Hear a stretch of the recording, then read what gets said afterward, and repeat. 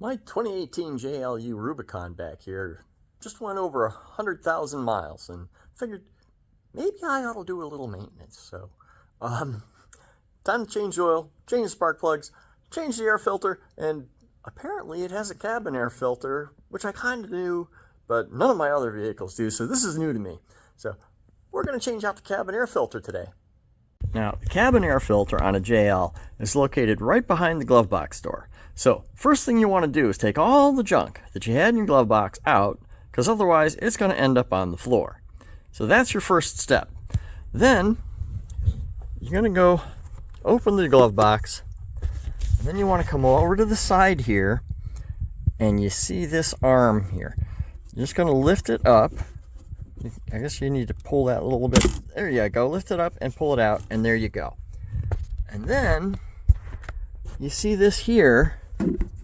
That's in the way. So you're going to want to just push the door back a little bit and push that up.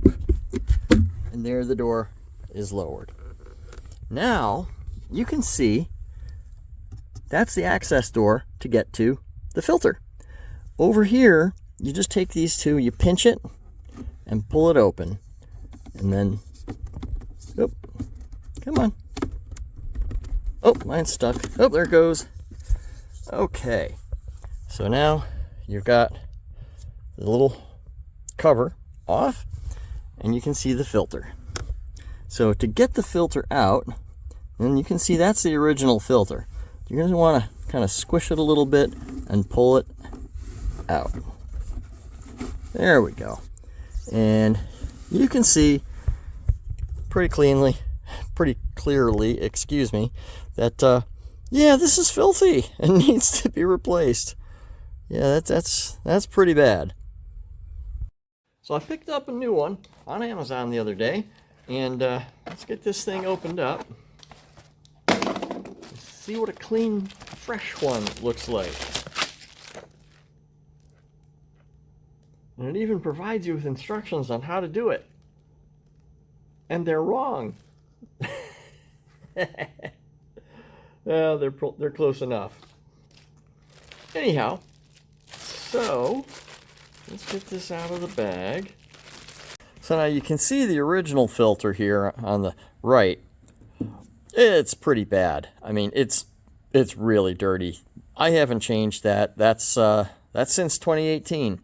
Here's the new filter, dramatic difference. Now, the thing that I wanted to point out to you earlier is that there's a little arrow. Oops, wrong side. All right, you see there, Mopar airflow, and then the two little arrows there. Those are supposed to face down. So now on the new filter, it's not in the same location, but airflow and an arrow, and make sure that it faces down towards the floor. Okay, now we're going to take this new filter, make sure the writing is facing towards you, and that the arrow is facing down. Alright, so we're going to go ahead and squish this thing in place.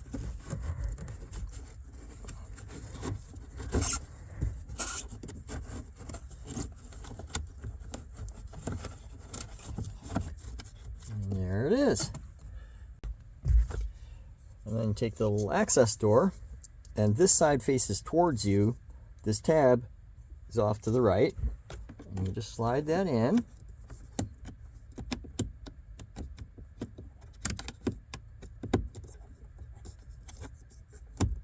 There it goes. Push it in, and it's latched. Okay, once the filter cover is latched and in position like it should be, you can raise the glove box door. But pay attention to the hinges, because when it's lowered like this, they can come apart. So put it up in position. There you go.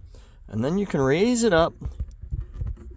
And once you get it up there, you can just push it past. That'll be fine. And then you come off to the side here. Let's see if it'll focus. There we go. To that arm.